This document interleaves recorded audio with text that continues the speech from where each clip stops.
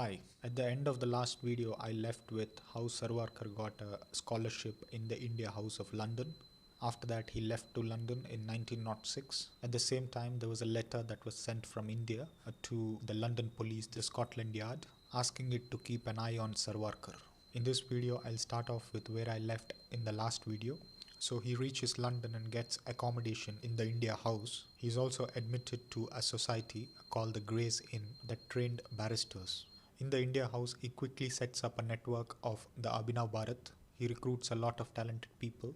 On 1st May 1907, it was the Golden Jubilee, that is the 50 years of the revolt of 1857, and events were celebrated in Britain that commemorated the bravery, heroism and sacrifice of the British officers and the soldiers in the revolt of 1857, and it was also thought by the British people that the Indian rebels of the revolt of 1857 were criminals, murderers, bandits. The political parties and groups in India did not commemorate this event in the favor of the Indians, a landmark event, but the Abhinav Bharat Society in London commemorated this event. More than 200 people attended this meeting and Savarkar gave a speech. In this speech, Savarkar said that the revolt of 1857 was the first war of independence and not merely a sepoy mutiny. The Britishers had dismissed the revolt of 1857 as a mere sepoy mutiny, and Savarkar said this was not the case. He also said that the revolt of 1857 was a rehearsal for a much bigger revolt that was to come to overthrow the British rule in India. Such a statement grabbed the attention of the London police, the Scotland Yard, and the police decided that it would keep some personnel outside the India House to keep an eye on the India House.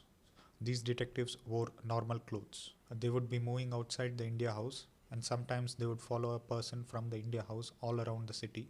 The students of the India House knew the presence of the detectives and sometimes irritated them. They would intentionally ask the directions to some areas and irritate the police personnel. Savarkar would himself try to stay out of their sight. He would sometimes wait for a lone cab to come along the road and immediately get into it so that the detectives could not chase him and would have to wait for another cab, by which time he would be out of their sight. The Scotland Yard also sent some spies into the India House, and one of the spy was called Kiritkar. Kiritkar came into the India House saying that he had come from India to London to study dentistry. Such kind of spies are called moles. Being polished in Marathi, he got close to Savarkar. However, the people in the India House understood that there was something fishy about Kiritkar. To confirm their suspicion, Savarkar, along with his close friend Subramaniam Iyer, who was from Madras and had come to London to become a barrister, had checked out and got to know that Kiritkar had not attended his classes after the first week of their beginning. On one evening, when Kiritkar went out, Subramaniam Iyer got into the room of Kiritkar using a master key. There he found a copy of the report that Kiritkar had written about India House so that he could send it to the Scotland Yard.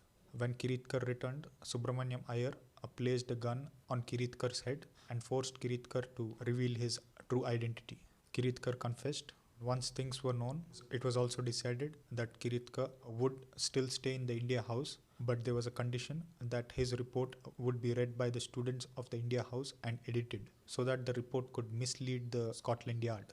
As I told you, the narrative about the revolt of 1857 of India was heavily tilted in favor of the British officers and soldiers. Savarkar wanted to change this narrative and give an Indian perspective. For this, he decided to write a book. For writing his book, from whatever was available, he read all the books written by the British authors. He was also able to get access to a library that had documents that related to Indian administration from the year 1600. This library was called India Office Library and it was in London. One more thing he was successful in was to be able to get access to the restricted material in the library. For this, he befriended the librarian by talking in such a way that showed that Savarkar's views were same as that of the librarian and favored the understanding of the revolt of 1857 as a treachery of the Indian sepoys. This way, Savarkar was able to befriend the librarian and get access to confidential material of the library, the private papers, files, correspondence, such kind of papers. The book was written in Marathi and it was called India's War of Independence 1857. In this, Savarkar wrote how Hindus and Muslims united together so as to be able to overthrow the British rule from India.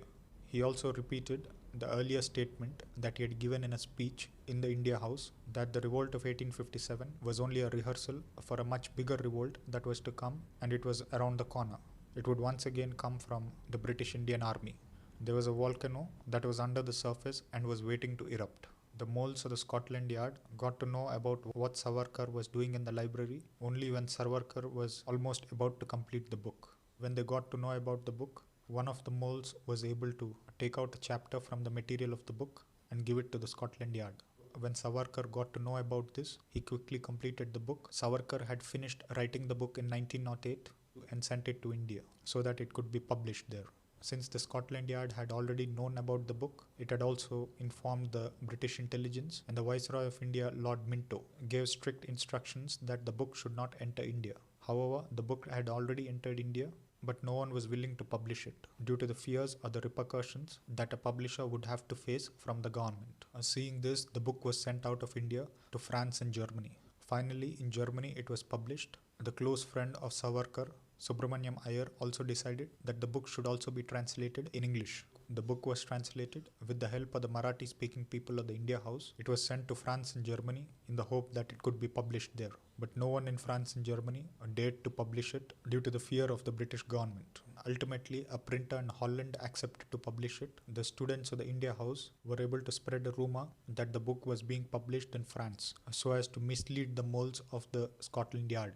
After the books were published in Holland, they were smuggled into India by covering these books with the cover of English books, the posthumous papers of the Pickwick Club, written by an English author, Charles Dickens, a 19th century author, and another book, Don Quixote, written by a Spanish author of 16th and 17th century. The book was also sold in America, Paris, London, and the whole of Britain. The Indian diaspora in these places read the book and it was a hit. It became an important source for those people who wanted to carry out an armed struggle against the British rule in India. I'll cover the next part of the story in another video.